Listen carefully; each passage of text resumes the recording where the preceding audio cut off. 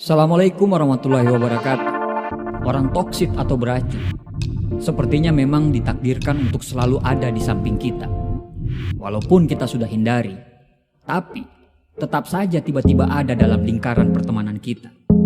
Orang-orang ini selalu menghadirkan drama yang tidak perlu. Mereka sering menjadi aktor utama dari sebuah konflik. Mereka bisa menurunkan mental kita di tempat kerja. Dan mereka sangat berdampak negatif pada kesehatan emosional orang-orang yang terpaksa berurusan dengan mereka.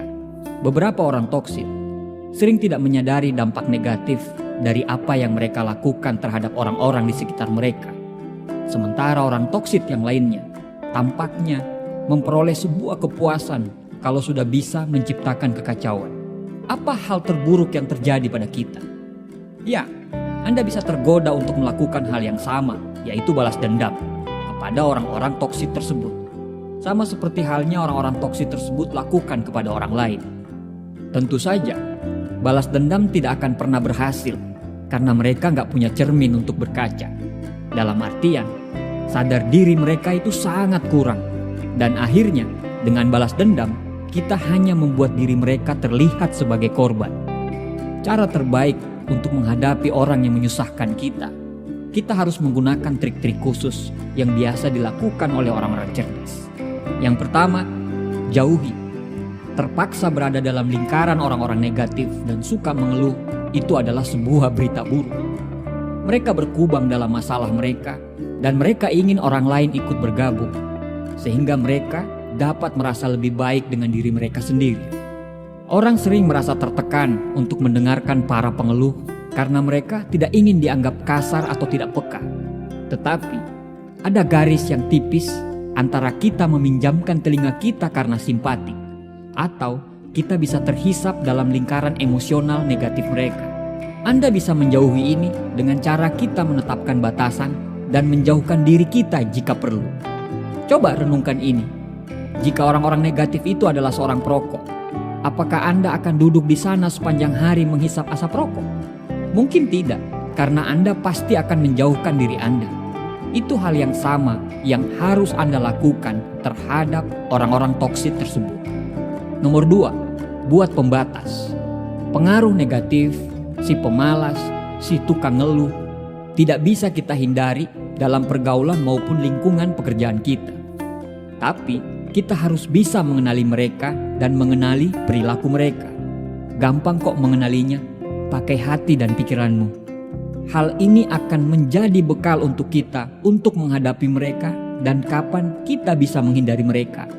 Jika Anda membiarkan hal tersebut terjadi secara alami, Anda pasti akan mendapatkan diri Anda akan terus-menerus terlibat dalam percakapan yang menyusahkan dan pastinya sangat menguras energi positifmu.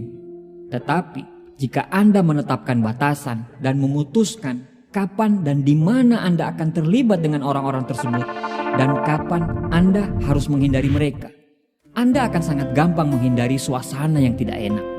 Nomor 3, jangan terpancing untuk berbagi rahasia dengan mereka. Orang-orang toksik akan dengan senang hati untuk berbagi rahasia terdalam dengan orang lain agar terlihat menarik di mata orang lain. Dan mereka akan sangat dengan senang hati menghakimi dan bergosip tentang orang-orang di belakang mereka. Jika Anda bertemu dengan orang yang suka gosip dan membicarakan orang lain di belakang mereka, jangan tertipu dengan berpikir bahwa mereka bergosip dengan Anda hanya karena mereka menyukai Anda dan mempercayai Anda. Mereka akan dengan mudah mengkhianati kepercayaan kita. Orang-orang toksik akan sering berbicara dengan Anda tentang seseorang dengan harapan Anda akan setuju dan suka dengan mereka. Kemudian, mereka akan pergi dan memberitahu orang lain apa yang Anda katakan. Ini akan menciptakan gesekan antara dua orang yang membuat orang-orang toksik itu bisa memegang kendali permainan. Ini adalah teknik mereka untuk mendapatkan teman dan kita jangan sampai terlena dan tertipu. Nomor 4, jangan menjadi mangsa dari merasa kasihan. Orang beracun menggunakan belas kasihan sebagai bentuk lain dari sebuah penipuan. Mereka bahkan membuat korbannya merasa tidak enak karena korbannya membela diri. Orang cerdas mampu mengenali dan memberikan rasa kasihan kepada orang yang tepat. Saya tidak mengatakan bahwa merasa kasihan kepada orang lain itu tidak baik loh ya. Tapi mendapatkan rasa simpati dan rasa kasihan dari orang lain adalah cara mereka untuk bisa memegang kendali. Mereka akan terus menyalahkan orang lain atas semua yang terjadi dalam hidup mereka, selama ada orang yang mau mendengarkan mereka. Dan kalau Anda terjebak dalam rasa kasihan, artinya Anda harus siap-siap untuk terus mendengarkan mereka dengan segala keluhannya. Menghindari untuk mengasihani mereka adalah cara kita untuk menolak tindakan mereka dan akan membuat mereka menganggap bahwa Anda terlalu cerdas untuk dimanfaatkan. Nomor 5. Kontrol emosi Anda. Berhadapan dengan orang-orang beracun itu bisa menguras energi, bahkan bisa sampai membuat kita menjadi emosi. Bahkan itu terjadi tanpa kita sadari. Menjaga emosi itu butuh kesadaran. Memang terkadang tidak bisa kita hindari. Pada akhirnya kita akan konflik dengan mereka. Dan di sini kontrol emosi sangat dibutuhkan. Karena ketika Anda emosi, maka kita akan kalah dan mereka akan memegang kendali. Ketika kita berurusan dengan orang-orang toksik, sangat penting untuk menilai dan mengatur kadar emosi kita. Jangan sampai Anda emosi dengan perlakuan mereka. Hindari kontak kalau perlu, daripada nantinya Anda akan menyesal karena emosi yang sudah Anda luapkan. Nomor 6. Fokus pada solusi, bukan pada masalah. Orang-orang toksik seringkali menjadikan diri mereka menjadi orang pertama yang disalahkan ketika terjadi sebuah kesalahan. Mereka melakukan ini untuk membebaskan diri mereka dari keharusan melakukan upaya apapun untuk memperbaiki yang salah. Sangat mudah untuk membenci sesuatu dan menyalahkan orang, tetapi jauh lebih sulit untuk membuat sebuah perubahan. Orang yang cerdas akan mengelak dari kekuatan orang-orang toksik. Orang-orang cerdas akan selalu mencari solusi dari suatu masalah, daripada hanya berfokus pada pihak yang salah.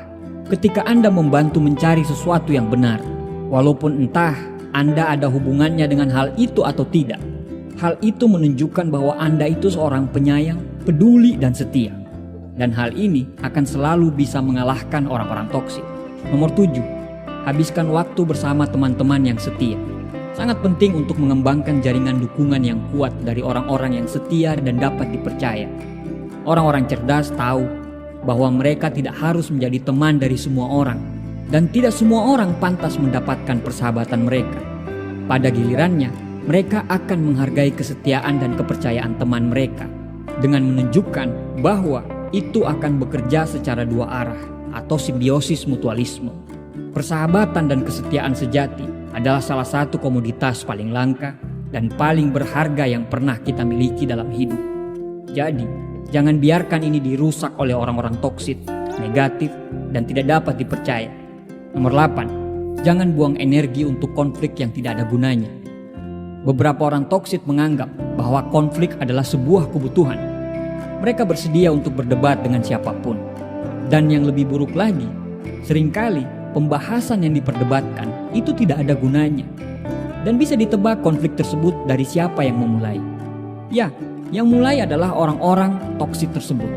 Orang-orang toksik tidak memiliki keinginan untuk berdebat secara sehat dan mencari kata sepakat. Sebagai orang-orang cerdas, kita harus mengenali itu. Saran terbaik dari saya, Anda harus melepaskan diri dan mengabaikan saja semua keinginan untuk berdebat dengan orang-orang toksik tersebut.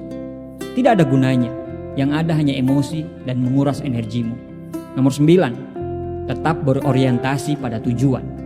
Orang-orang toksik itu sangat mengganggu. Mereka dapat menyebabkan Anda kehilangan fokus, mental dan emosional Anda akan terganggu ketika mereka menciptakan drama dan membuat sebuah masalah. Lakukan yang terbaik untuk menghilangkannya. Teruslah mengarah ke hal-hal untuk kembali ke tujuan Anda dan selesaikan masalah yang perlu dipecahkan. Orang-orang toksik itu berbagai macam tipe, tapi kebanyakan dari mereka dipastikan tidak bodoh. Dan ketika mereka menyadari bahwa Anda tidak terpengaruh oleh mereka, mereka akan pergi. Nomor 10, ingatlah, Anda punya hak untuk bahagia. Hak Anda sepenuhnya untuk menjadi orang bahagia yang bergaul dengan orang-orang sehat secara emosional, terlepas dari alasan apapun yang dimiliki oleh orang-orang toksik atas perilaku mereka. Meskipun hampir tidak mungkin untuk mengabaikan terkait apa yang orang lain pikirkan tentang Anda, Anda tidak perlu membandingkan diri Anda dengan orang lain, dan Anda harus bisa menerima pendapat orang walaupun hanya sebesar butiran pasir. Dengan cara ini, tidak peduli apa yang dipikirkan atau dilakukan oleh orang-orang toksik, harga diri Anda asalnya dari dalam diri Anda. Berurusan dengan orang-orang toksik adalah sesuatu hal yang kita semua harus hadapi dalam hidup kita dari waktu ke waktu. Orang-orang toksik ini tampak menemukan banyak cara untuk bisa masuk ke kehidupan orang-orang. Mereka menciptakan drama dan kekacauan untuk memanipulasi orang lain agar sesuai dengan kebutuhan mereka. Tapi Anda tidak akan membiarkan mereka menghancurkan hidup Anda dan menghambat kemajuan Anda. Insya Allah, dengan menetapkan teknik ini, akan memungkinkan Anda untuk bisa menangani orang-orang yang toksik tersebut dengan lebih efektif. Dan tentunya akan mengurangi kemungkinan efek buruk dari mereka terhadap Anda. Kira-kira, apa yang Anda pikirkan? Bagaimana Anda menghadapi orang-orang toksik tersebut? Mungkin Anda punya kiat-kiat tersendiri. Mungkin bisa Anda tuliskan di kolom komentar. Terima kasih sudah menonton. Assalamualaikum warahmatullahi wabarakatuh.